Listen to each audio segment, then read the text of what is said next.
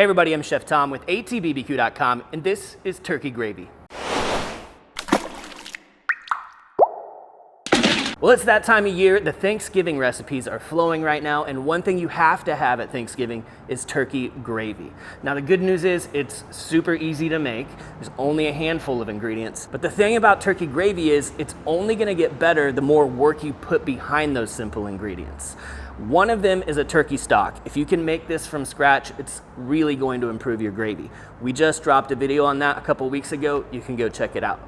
The other thing you really have to have is some drippings from the cooking of the turkey. And we've got tons of turkey videos you can go check out, and you'll end up with great drippings out of any of those. Now, the other cool thing about gravy is it comes together real quick. So this is gonna be a short video, but that's really important because in order to utilize those turkey drippings, you're gonna need to make this gravy after the turkey's done and resting.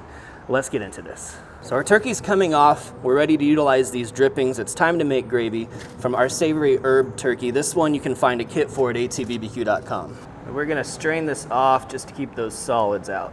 We're gonna start off by building our roux, and that's gonna start with 1 stick of butter or 1/2 cup of unsalted butter. Now I also managed to scrape off about a tablespoon of turkey fat from my turkey stock. We're gonna throw that in because it's got great flavor. That butter's melted and bubbling up now, so we're gonna add our flour to make the roux. We're adding 2/3 of a cup of all-purpose flour. Now when this stuff's ready, and it just needs to toast for a little bit, it's gonna start to smell kind of nutty, and you might even start to, the texture will kind of resemble like a wet sand. We've got our drippings down here, and this is our turkey stock, and you'll notice just by looking at this stuff that it's not the same thing you can get from the store. It's just got way more body to it, and the flavor's fantastic as well. And it doesn't mean you can't use store-bought stock, but if you're gonna go next level, you're gonna make your stock. That roux is getting kind of toasty, so we're gonna start adding in our turkey stock, just whisking constantly. Make sure it's not getting all lumpy. And then we can go ahead and dump in these drippings as well. And then as this warms, it will thicken into gravy. After making that roux over medium heat, I turned everything up to high to get this thing bubbling. I'm gonna turn it back down now that we've got some heat in there, and just kind of let this thing gently simmer. As far as consistency goes, the longer it cooks, the thicker it's gonna get as it reduces. But honestly, with turkey gravy, it's not like cream gravy. Once it coats the back of a spoon like that, I'm pretty happy with it. So much flavor. But what I'm really tasting for right now is to see if it needs any salt, because we haven't added any yet. But there was a decent amount of salt in those turkey drippings. I don't think I'm gonna add any, especially because as this sits, it might reduce a little bit. We don't want it to get too salty.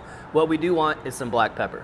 All right, that's all whisked in. This has been, what, like a 15-minute process? Turkey gravy's done. I love it. That black pepper finishes it off just right. That stuff is liquid gold, so get ready to smother everything in it. The turkey, the stuffing, the mashed potatoes. You're all set. Well, thank you so much for watching. Be sure to check out atbbq.com for all the products featured in today's video. If you enjoy the recipe, hit that subscribe button. And if you have any questions or comments, if there's anything you want to see me cook, let me know in the comment section down below, and let's be good to one another. For more recipes, tips, and techniques, head over to atbbq.com/thesauce. All things barbecue, where barbecue legends are made.